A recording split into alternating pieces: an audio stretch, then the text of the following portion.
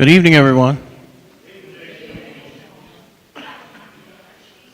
Welcome to the final, well, not really the final, but the final evening class of the People's University America 250.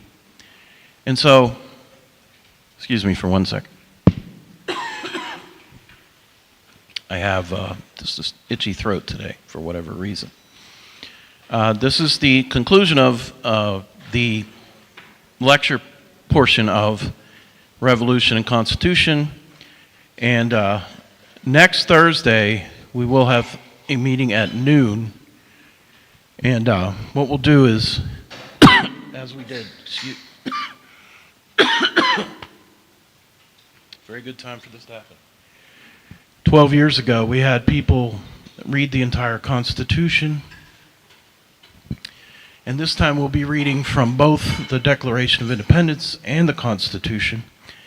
So starting at noon, however long it takes, some people who are reading are in the room today, Bonnie, myself, Julia. And we'll invite a few people from the... Thank you, Julia.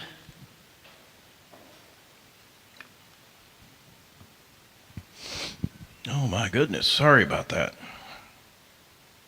Anyway, so that's next Thursday to kind of bring this all together. Now, on Tuesday, Dr. Anne-Marie LaFossa will be here. She's been here before. A professor of law, now at the University of Cincinnati, used to be at WVU. She'll talk about the women of the founding period, and that's on Tuesday, this coming Tuesday at noon. And then on September 1, Michael Oslin will be here. This is his book, National Treasure, How the Declaration of Independence Made America. It's available for only $10 because your library loves you. And you won't find a better price anywhere. You can buy one tonight if you like, but you can get it signed by Michael. That'll be on September 1 at noon. It's the final of our American 250 programs. I also want to show you this. I'm trying to give this away. It's a commemorative coin about the Constitution. You come look at it. Just don't take it. I'm going to trust you. Honor system. It's very beautiful. It's from 1987 when the Constitution turned 200 years old. And so you can win it, and all you have to do is slightly humiliate yourself by taking a selfie with Benjamin Franklin upstairs at the exhibit and sending it to us. Or if you choose to take it with Harriet Tubman, please do that. And we, the staff, will decide who wins this lovely coin, pure silver dollar. It's worth about $100. So you also get a free copy of Michael's book. But I have only one entrant, which is why I'm here pleading. So I thought this will be cool. They'll love this. Nobody loves it. Yeah, someone's going to win this coin. The person who entered, you don't want that to happen that easily. Okay, so that brings us to tonight. And I want to thank Lorri, this being Lorri, came all the way from St. Louis to be here tonight. And so this is the capstone, and it's the answer to why, and it's the answer to how. Lorri Glover is the Bannon Endowed Professor in the History Department at St. Louis University. Her books include The Fate of the Revolution, Virginians Debate the Constitution, and Eliza Lucas Pinckney, an independent woman in the age of the Revolution. Dr. Glover has served as president of the Southern Association for Women Historians and the Southern Historical Association. So please welcome Lorri Glover.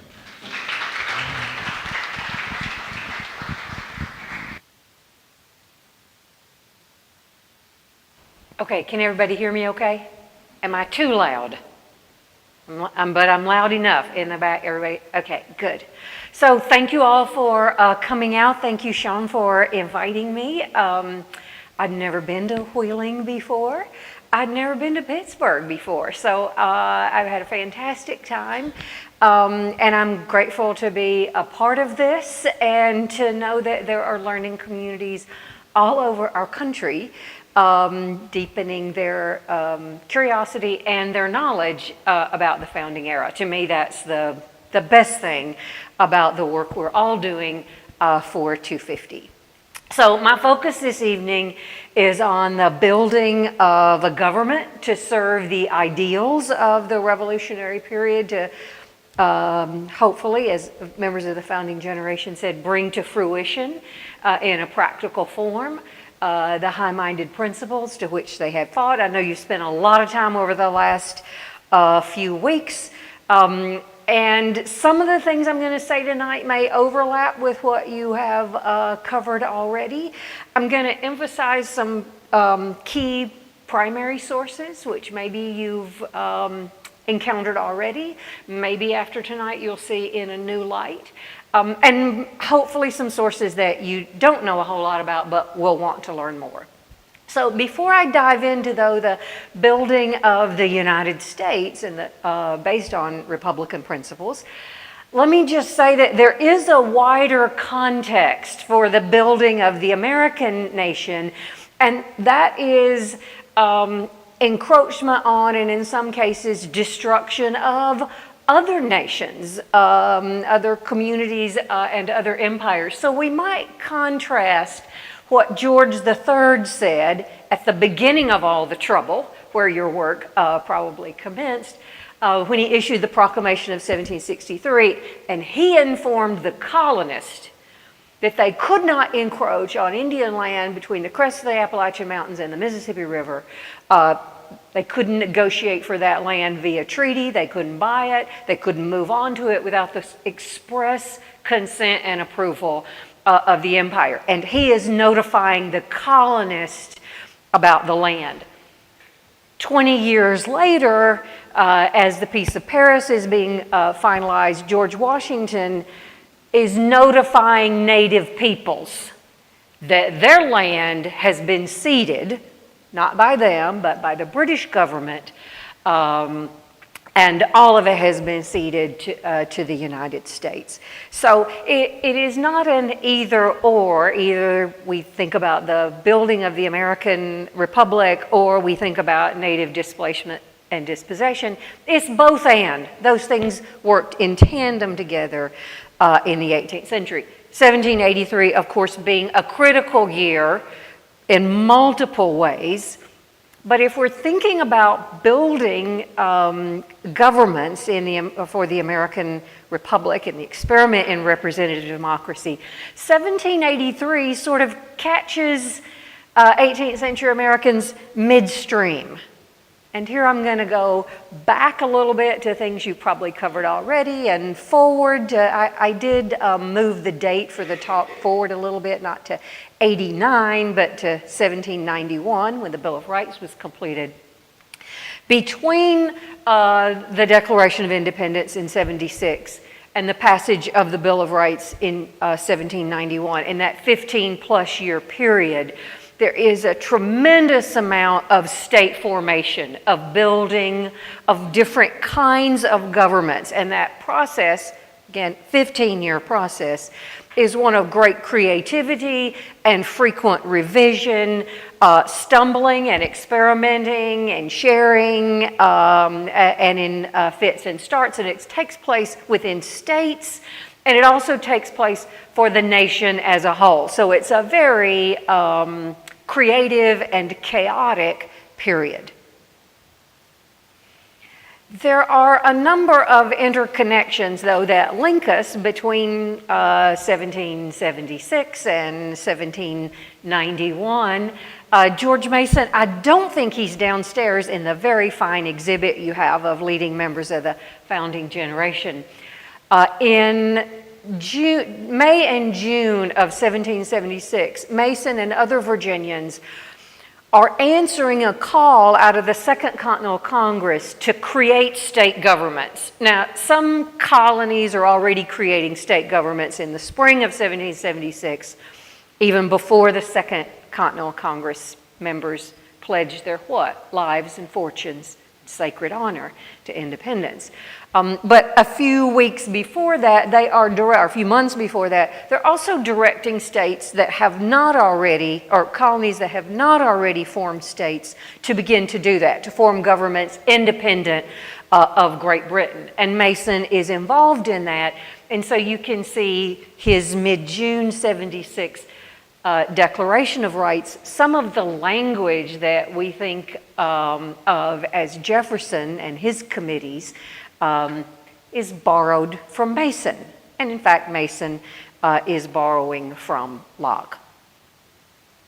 When James Madison, who is downstairs in your exhibit, when James Madison is working on the Bill of Rights in the first Federal Congress in 1789, he also relies on George Mason. And so you can see some of the language in the Virginia Declaration of Rights, which both expressed high-minded principles and practical governing realities. You can see that influence in the Bill of Rights. So freedom of the press, the importance of a well-regulated militia, and so on and so forth. Mason gives us some insight into this, again, 15-year-long period of experimenting with governments that would accomplish two sometimes contradictory things: to foster security and stability on the one hand, and to protect rights on the other. So there had to be strength in the governments in order to build security, but there also had to be protections for citizens to secure their rights. And let me remind you that all of this is taking place in a world that knew only monarchy, in the middle of a vast and escalating war, and it involves very different colonies becoming states who, for most of the mid-18th century, didn't have much in common with one another other than their connection to Great Britain and their citizens' identities as British Americans. And so it is a tall order to build viable governments, to imagine, it's just so audacious to imagine self-governance by citizens in a monarchical world. If there is one theme that runs from the mid-1770s through the early 1790s in this whole enterprise of building governments, it is a fear of distant, centralized power. It looms over the whole era, and it is a direct response to the escalating tension with Britain between 1763 and 1775. Over and over and over again, radicalizing North Americans told themselves that the corruption that they were enduring, the threat to their English rights that they were weathering, came because of a distant, centralized power that in its distance and in its amassing of power had become corrupt. Now, in 1775 and 1706, that distant, centralized power was the king and Parliament. The last thing they wanted to do in their own government making then was to create structures that might lead to distant, centralized power. So I know you've covered already the Articles of Confederation. Was that last week? Is that right? Covered the Articles of Confederation. So I just want to briefly remind you that the Articles are ratified in 81. The state constitutions, I've got Pennsylvania here, but all of the states are creating governments in this same period. And these governments reflect that fear of distant centralized power, but also a tremendous amount of hope. Both the Articles and the state governments before the Constitution are full of hope that citizens can govern themselves, that they can strike a balance between structures strong enough to protect themselves, but not too strong to imperil their individual rights, and that self-government could be limited, accountable, but still effective and freedom-giving. To that end, most state constitutions from the 1770s into the 1780s had very decentralized power bases. Most of the power was invested in the legislatures, not the governor or the judiciary. invested in the legislatures, and those legislatures were populated by people chosen through annual elections. Every single year he had to stand for election to serve in the Virginia legislature or the Pennsylvania legislature or Massachusetts. And those legislators had strict term limits. By that, or strict rotation of office limits. So you couldn't just serve indefinitely. And the state constitutions nearly all had bills of rights. Under the Articles, again, I'm sure you covered this last week, the states were expressly sovereign. That was clear from the outset. And in fact, the states were entered into their language a firm league of friendship with one another. A firm league of friendship. They were united in a common defense. They bound themselves together, they said, to assist each other against all force offered to or attacks made upon any of them or all of them. It was a defense alliance of independent and sovereign states. There was no central judiciary, no central executive, no tax powers, and it was very logical given the revolution that they had been through. And it was very idealistic. Now, it didn't take long for the idealism in the Articles and the idealism in the state governments to meet some hard realities. And those hard realities were explored in detail by James Madison, who, had time on his hand. His parents were independently wealthy. He was a 30-something-year-old bachelor living at home, and he was given to intensive study. He was one of the greatest intellectuals in North America in the 18th century. And so he put his time and his mind to studying government structures in the early 1780s. And we know what he thought about government structures in the early 1780s from the title of the treatise he wrote. It was called Vices of the Political System of the United States. Vices of the Political System of the United States. So Madison articulated in Vices, some of the vices were about the weakness of the Articles of Confederation, the inability to raise revenue, to pay bills, to regulate trade across the states. But he actually spent more time talking about the vices in those highly democratic, very decentralized state governments. Simultaneous to decentralizing power, in the states there was a growing erosion of what we call political deference. So for most of the 18th century, the artisans, the farmers, and the small merchants would defer to, politically, the wealthy people. They'll know better. They'll know how to govern. They deferred socially, but they also deferred politically. Well, in the wake of the American Revolution, they are no longer much interested in political deference. And farmers and artisans and small merchants are deciding that they know just as well as lawyers and seasoned politicians and elites what their interests are and how their governments should be advancing their interest. So that is going on, and those state governments are becoming much more, in Madison's assessment, under the sway of fleeting parochial self-interest. People from locales and counties are thinking only about what's good for them, not for the region, not for the state, certainly not for the whole country. They don't have a sufficiently expanded vision. This is the mindset of George Washington as well, that parochial self-interest within the states is undermining good economic policies. People are voting for their personal pocketbooks and not for what is in the best interest of the larger whole. And there are all sorts of examples about this that I won't belabor in the time we have, but you probably know about Shays' Rebellion in Massachusetts, about the creation of the aborted state of Franklin in backcountry North Carolina. So people in the interior of North America in rural areas are deciding like, hey, we know better.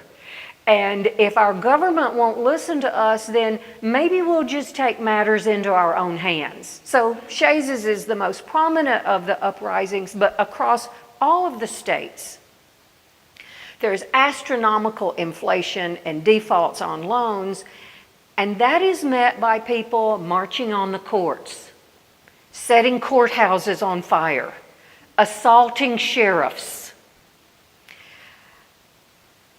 So the economic problems are, and we know this from our own time, like economic problems are not just economic, right? They can fuel distrust, they can fuel political and social instability. And all of that is going on, and in the midst of all of this chaos, growing trouble, let me not say chaos, growing troubles in the states. Neither the states nor the Confederation government can pay the debt. And the states and the United States together is on the verge of, if not past, bankruptcy by the mid-1780s. By the time the Treaty of Paris is signed, it's really an almost insuperable problem. They owe soldiers, they owe military commanders, they owe bondholders, they owe domestic creditors, they owe foreign nations. It is debt and debt and debt and more debt. Now, it did not take George Washington until the mid-1780s to realize the structural problems in the governments that had been built in the 70s and early 80s. The indispensable man is rightly celebrated for the resignation of his military command to turn over authority to the duly elected government, Confederation Congress, in December of 1783. When he did this, even King George III said, if this is so, he will be the greatest man in the world. No one had ever laid down the power that Washington had. It is the ultimate act of faith in representative democracy and a conviction that it should be a civilian and not a military government. But 6 months before that, he had done something that I think is just about as important, and that is he had written what he called a circular letter. That simply meant it was to be circulated. He sent it to the governors of all of the states with the intention for it to be published in newspapers, read in taverns, and widely distributed across the country. Now, Washington, early in the war, saw the problem of parochialism. He saw the problem of decentralized power. He saw the problem of an ineffective structure of government able to organize the economy for the war effort. And he became a very early nationalist. Now, I know nationalist has a particular kind of 21st century meaning. Washington was a nationalist in the 18th century meaning of the word. That is, he thought about his country as the United States. The vision he had and held over his long life was that the country was better together than in parts. And that Americans shared more in common than they were sometimes willing to recognize, but that they shared, they could build a common future and share a common faith. And so his circular letter laid out his plan for what the United States should be, in a list of 4 things that the country needed. Number 1, he said, was an indissoluble union of the states under one federal head, one country. Number 2, they needed to pay the soldiers' pensions. Just an issue of simple and, unable to violate justice. Third, fund a national army to defend the country.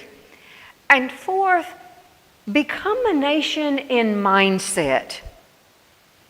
He hoped, he said, that people would forget their local prejudices and policies and to make mutual concessions which are requisite to the general prosperity. And in some instances, to sacrifice individual advantages to the interests of the community and the country.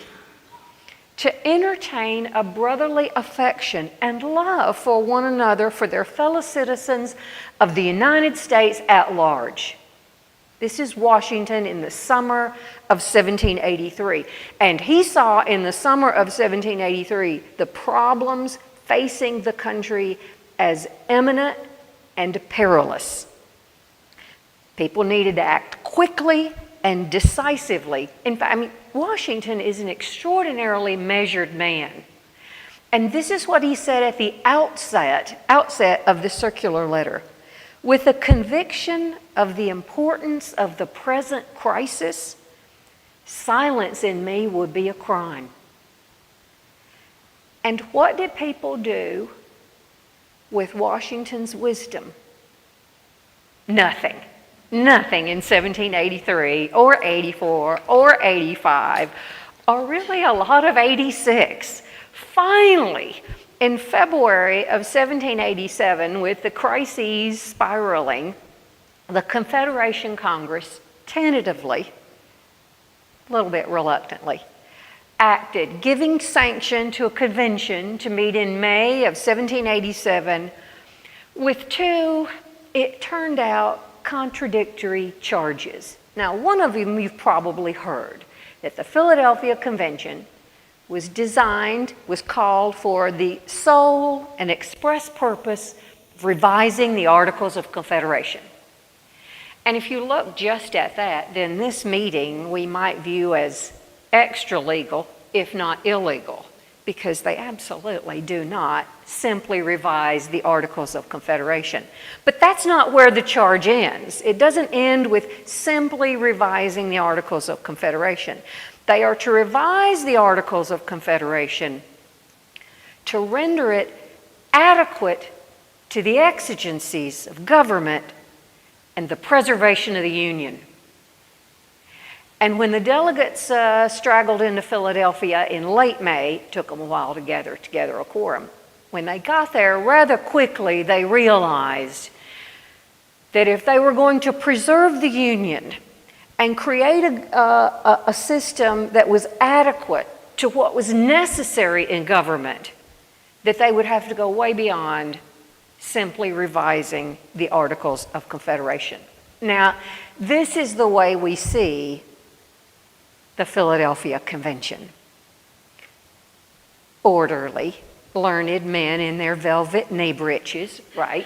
And we sometimes delude ourselves into thinking that their work was handed down to them from on high, that it came to them immediately.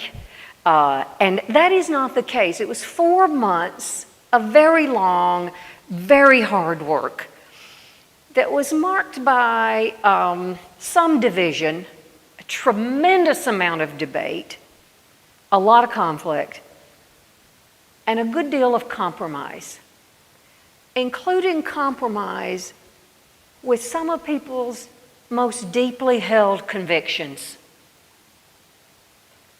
There were 55 delegates, and they were overwhelmingly elite. And by elite, I meant they were wealthy, they were powerful, they were also seasoned political, military leaders. They had a long history, a long individual history, and a long collective history, experience that they were prepared to draw on. They were elites, and to tell you the truth, they were really worried about the excesses of democracy in the states. They bought into Madison's vices and okay, we have got to get some political deference going again. We have got to get these farmers and artisans out of the state governments. We've got to have, seasoned, learned richer people, making decisions. So they were worried about excessive democracy, and they had had dearly bought experience in their state legislatures and in the Confederation Congress that taught them the fundamental flaws in those first efforts at government making. Now, James Madison took notes during the Philadelphia Convention. He vowed to not distribute the notes of the Philadelphia Convention until the last member had died. So it's not going to, their work is so secret, it's not going to be public until all of them are dead. It turned out James Madison was the longest lived member of the Philadelphia Convention. And so he makes plans in his will for how to publish. And so in the, 1834, something like that, 1836 maybe, is the first time Americans have an inside view of what went on in Philadelphia in 1787. Their work was done entirely in secrecy, which enabled them to debate and to compromise. They weren't listening to what was going on in the newspapers in Philadelphia. They were not listening to their friends and allies back home. They were in the room together, working hard, thinking through, willing to make changes, and fitfully willing to make some compromises. And then this seems like a small thing, but it's a big thing. The process they laid out for themselves was that they would operate on what they call the committee of the whole. Now, don't go to sleep when I start telling you the committee of the whole. Let me tell you what that meant. Rather than having one committee work on the judiciary and bring a proposal forward that people would vote on, and one committee work on representation and bring a proposal forward that people would vote on, kind of like how a lot of us work in our workplaces, everything was open to every member. And every vote they took was simply to gauge the room. So there wasn't a proposal and everybody voted and, 30 said yes and 20 said no and it passed. Every single vote they took was simply, what's the sense of the room? What do we think we can convince ourselves of? And what do we think we can carry back home and convince other citizens of? And so that ground rule of working as the committee of the whole allowed them to be agile, and it allowed them to compromise and people to kind of float sometimes harebrained ideas, but to hear one another out and to change their minds over time. The convention lasted nearly 4 months, and still, with even the focus on secrecy, the push toward compromise, it almost failed several times. If you want to read the whole Constitution, which obviously you should be doing, like we should all be doing it, like probably once a month, both the National Constitution and the National Archives have annotated constitutions. So you can read the whole text, and I have you can take a picture of that if you want. Sean will have it. It's links to both those sites. And it pops up what particular language means. So if you want to know, like, what exactly does this mean, they have annotation to it. And it's masterful. This design, which was a plan, was unveiled in September 17th, 1787. Now, we have a national holiday on the 4th of July, which I am all for. We also have National Constitution Day on September the 17th. I'm not for that, and I'll tell you why, because the Constitution wasn't finished on September the 17th. 1787. It was proposed then. It wasn't ratified until sometime later, and the Bill of Rights wasn't added until sometime later after that. So it's an evolving document from September of 87 through December of 91. Even in the part we think of as the original design of the Constitution was, 4 years and 3 months in the making. Even James Madison, the principal architect of the Constitution, the driving force at the Philadelphia Convention, the scribe of the notes on the convention, said, if you're trying to venerate something, you need to look to the state ratifying conventions. You cannot look at the Constitution that was formed in convention. It was nothing more than a draft of a plan until life and validity were breathed into it by the several state constitutions. And that's why I'm not a big fan of Constitution Day, because I am a big fan of James Madison, and I know that the life and the validity comes later on in 87 and 88, and later on, I would offer in 2026. Now, when the Constitution was unveiled and sent to the states for deliberation, all of that consensus focus and all of the compromise and all of the secrecy of the Philadelphia Convention went away. It is sent to the states to call conventions in public, first of all, whenever they want to, sometime in the next year or so. So there's plenty of time to pick the document apart. There's plenty of time to carve out a partisan opinion about it. No changes can be made to the document.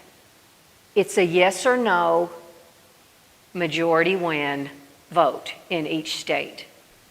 And that produces tremendous adversarialism, because the states are, the country is extremely, almost evenly divided on the question of whether this is a good plan or a destruction of the American Republic.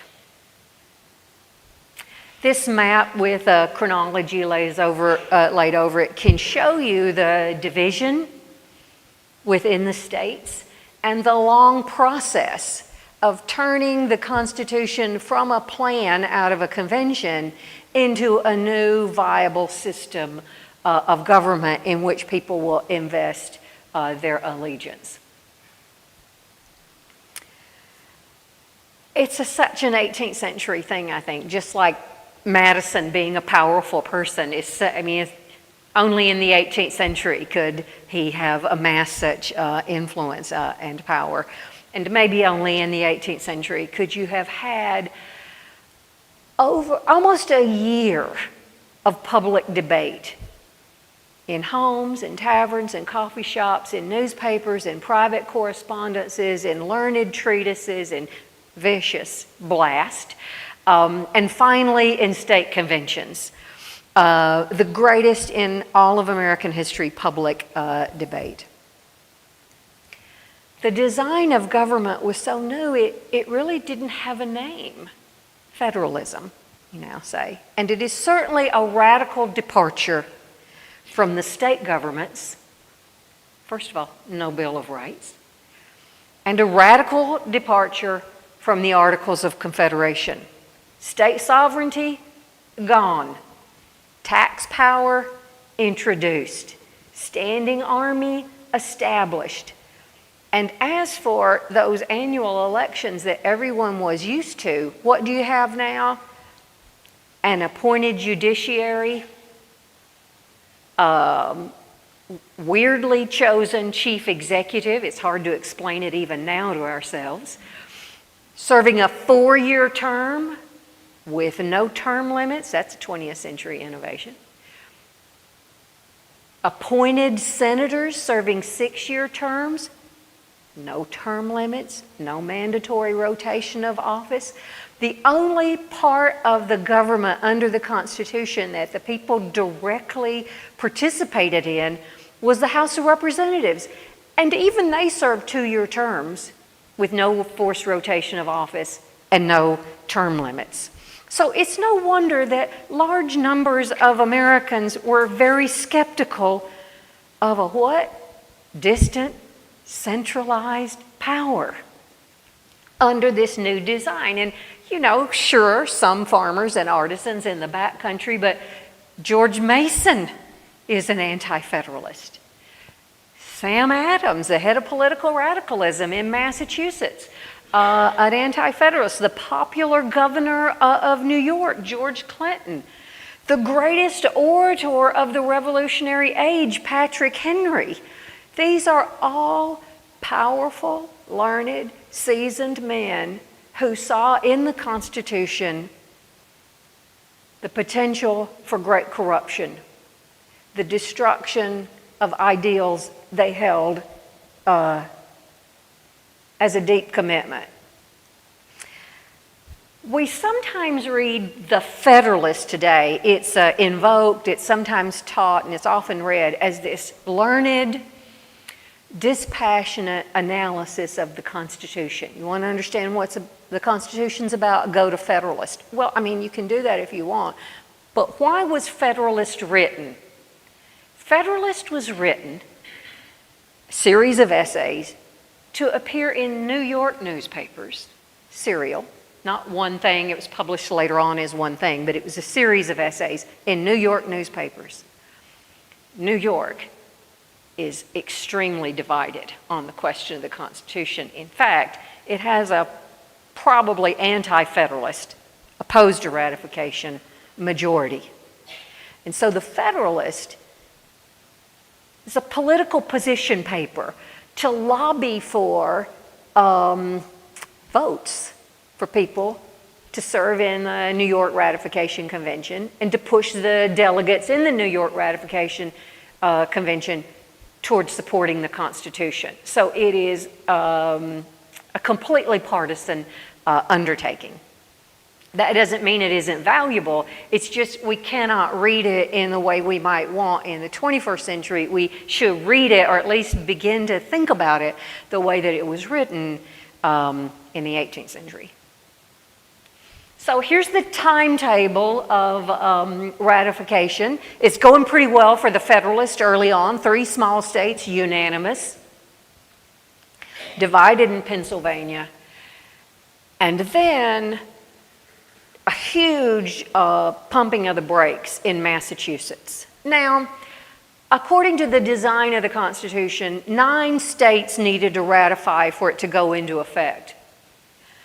But in any practical sense, and everyone knew this, Virginia, Massachusetts, and New York have got to be yeses, or the whole thing's not, is just going to collapse. And I don't want to go too deep in the weeds. I can explain to you why those 3 states were so critical in the Q&A if you would like.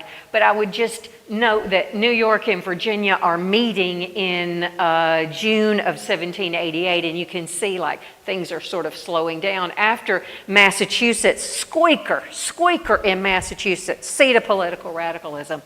The Federalists in New Hampshire are like, we don't have the votes, so they just put a pause on their convention. They said, we'll just wait for 5 more months and see what happens if we can garner some more support, which maybe doesn't seem fair, but that's what they did. So those 3 are meeting in the summer of 1787. And Virginia and New York are deeply divided. The outcome is unpredictable in both. Alexander Hamilton has actually hired writers. He's in the Poughkeepsie Convention, and he's in regular contact with James Madison, who's in the Richmond Convention at the same time. And he hires writers to be on the ready in New Hampshire, New York, and Virginia to let each other know as soon as a vote happens.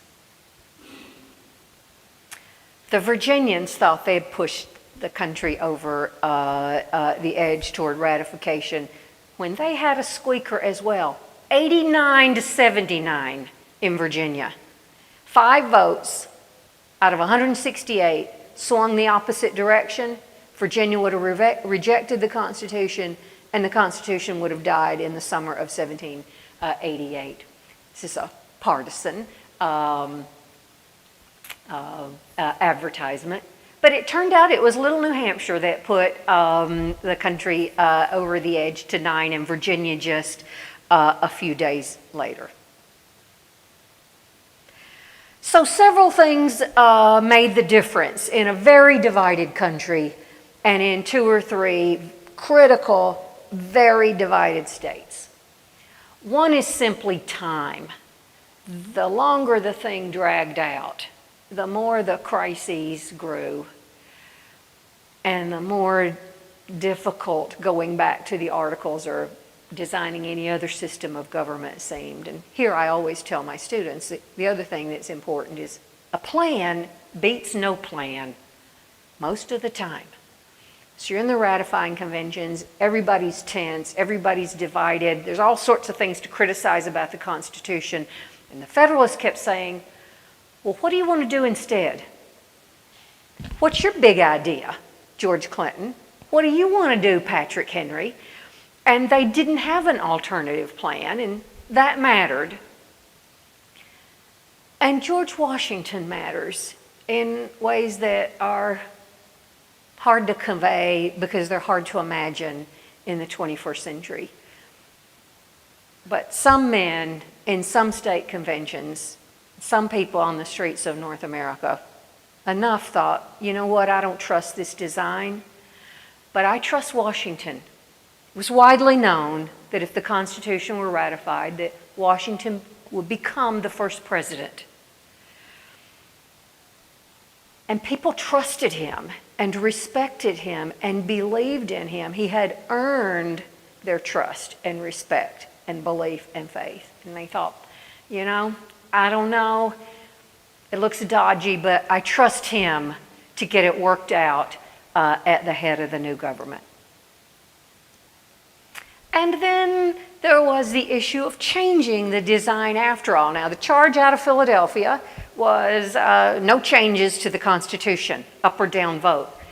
In Massachusetts, and here's the record of the yeas and the nays in that long Massachusetts convention, it's the largest of all of them. I think just 20 votes out of over 360 something.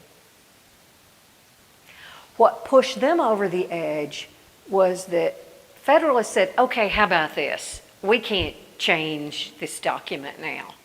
But what if we vote yes, and then we just sit down together and make a list of changes that we want the first Congress to make for us? What if we did that? What if we proposed changes or amendments to the design? And so Massachusetts does that in February of 1788 after voting yes. Opponents of the Constitution and supporters of the Constitution stayed behind and worked on proposed amendments. And that became a grassroots movement across other states as well, including in the state of Virginia, where when Patrick Henry lost the vote to James Madison by quite a squeaker, he thought, I'm going to accept this government because I'm a peaceable citizen. That's what he said. And then he said, but this is a paraphrase, I'm going to fix that James Madison's wagon. I'm going to fix his wagon for him. So Madison wanted to be a senator. No, Patrick Henry said, he does not believe in a Bill of Rights. He cannot be a senator from the state of Virginia. So Madison's got to run for office. He runs in, I think, the 5th district. Before gerrymandering even existed as a term, Patrick Henry, who was the most politically powerful person in the state of Virginia, got the legislature to draw the maps for the congressional districts to disadvantage James Madison. And then he convinced James Monroe, the future president, also an anti-federalist, to run against James Madison for the 5th congressional district. So poor James Madison, all this work, he's about to be denied a seat in the government.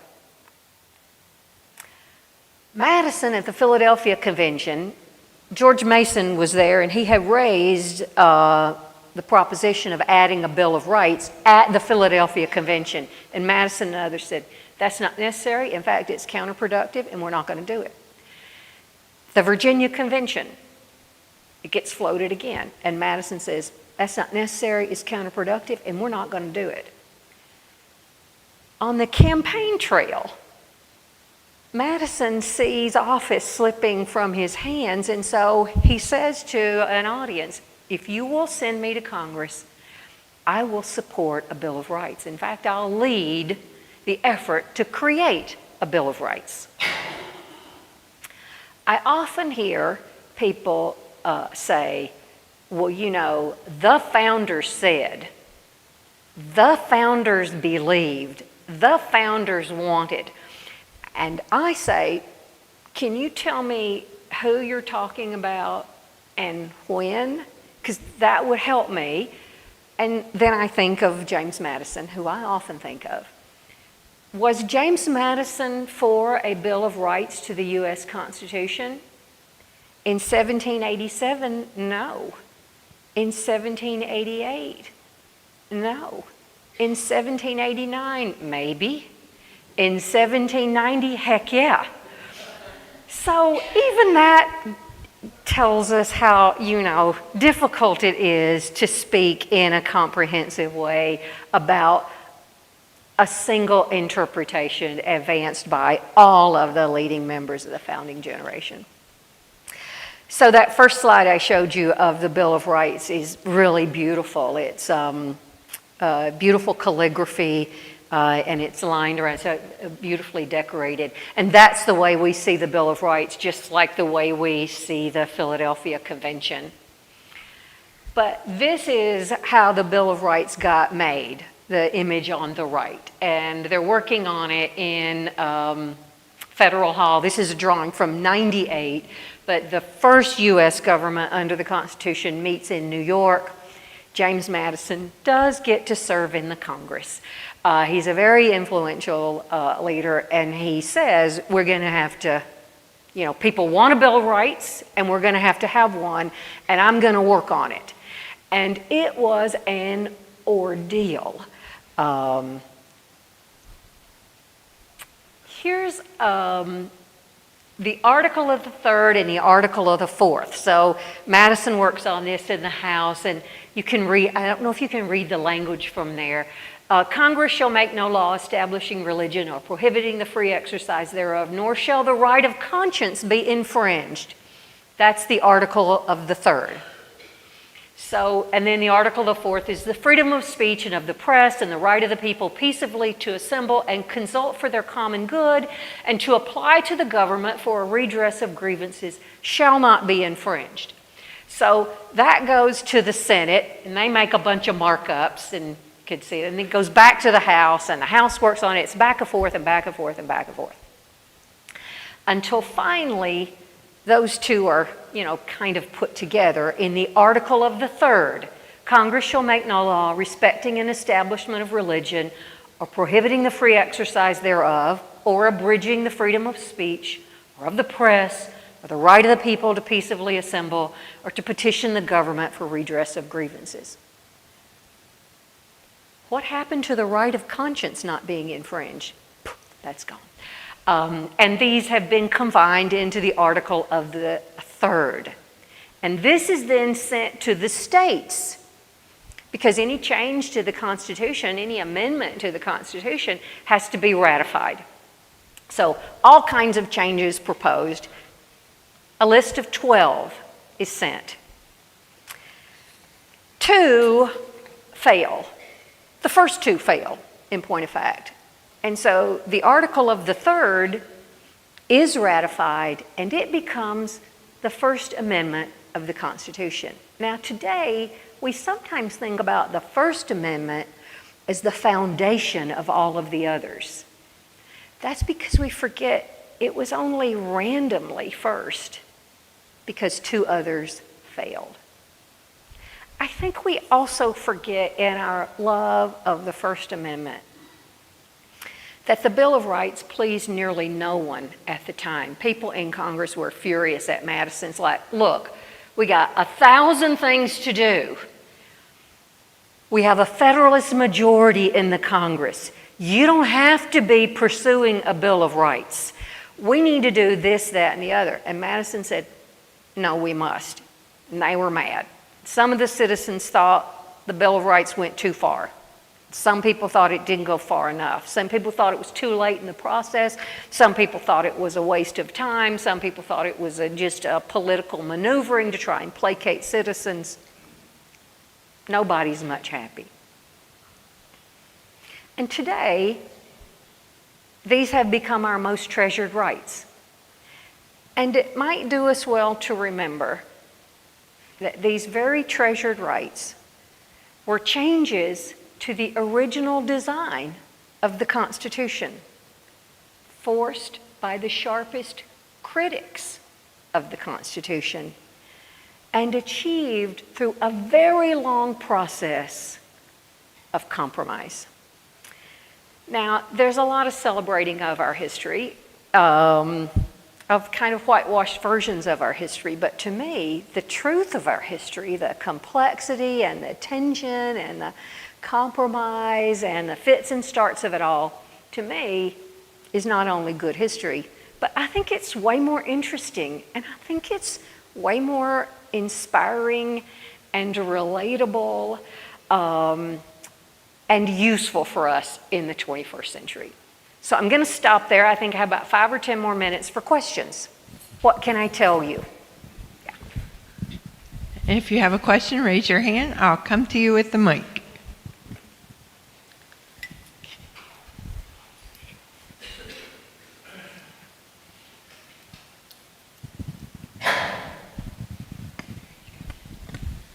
Thank you for your presentation. It was very astute. So the Federalist, when it came to the Bill of Rights, one of the arguments that, from my understanding, that they would make against including a Bill of Rights or a set of amendments to the Constitution was that by enumerating such rights, you would in the long term actually limit people's rights and civil liberties, because then you would have what we would now call textualists and originalists saying, well, if it's not enumerated, it's not set in stone in word, then it does not exist, it's not indeed. In your estimation, has the Federalist concern for that played out? And do you also think that this concern was sincere, or was it just simply them biding for time? Well, I mean, first of all, I think you're absolutely right. That was one of the responses from the Federalist, that it would be limiting. Another response is it's simply unnecessary because most of the states have bills of rights and the federal government cannot infringe upon those rights articulated within the states. And, you know, the degree to which that is an authentically dispassionate appraisal of the situation versus the degree to which it is political maneuvering would depend on who you ask in the moment. I would say, I think there, you know, this is a political age and this is a political process.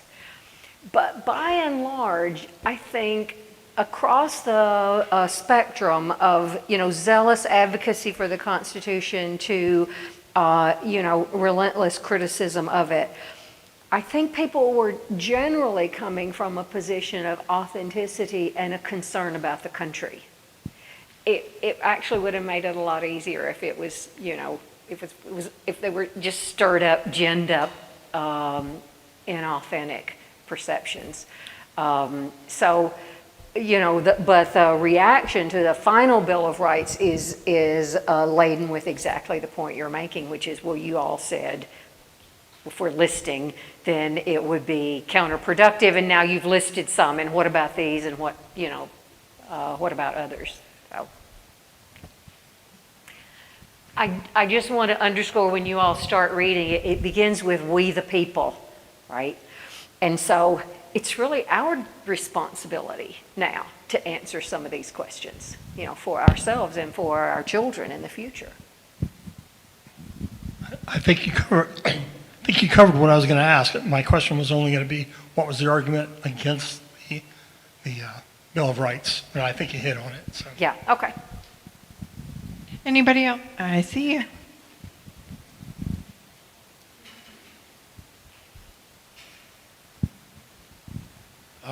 Two things. First, what were the two amendments that didn't pass?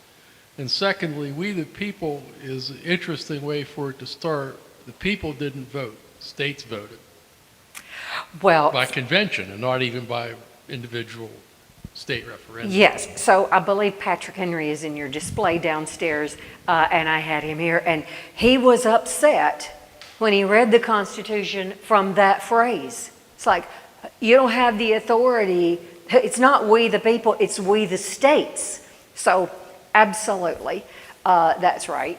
The two that failed, one had to do with the number of representatives, and one finally was passed in was it in the 1990s? It's about 92. Okay, yeah, during the Clinton administration. And it happened because of a student in Texas. I believe it was at the University of Texas. College student wrote an essay in a political science class saying that, I guess this was the Second Amendment, and it held that Congress could not vote itself a raise that would take effect until after the next election. Do you know what I'm saying? Like they couldn't give themselves a raise. They'd have to propose it and then go back home and get reelected before it could take effect. And so this student at the University of Texas wrote an essay. I think he must have done this in the 80s, and said it's still alive because it wasn't rejected. It wasn't ratified by a sufficient number of states, but it still could be ratified. And the professor in the class said that's not true and gave the student a C. And, long story short, the student was right, and the amendment was passed, and the University of Texas changed that person's transcript to reflect an A in the course. Anybody else have a question or comment before we wrap things up? All right, Lorri, thank you so much.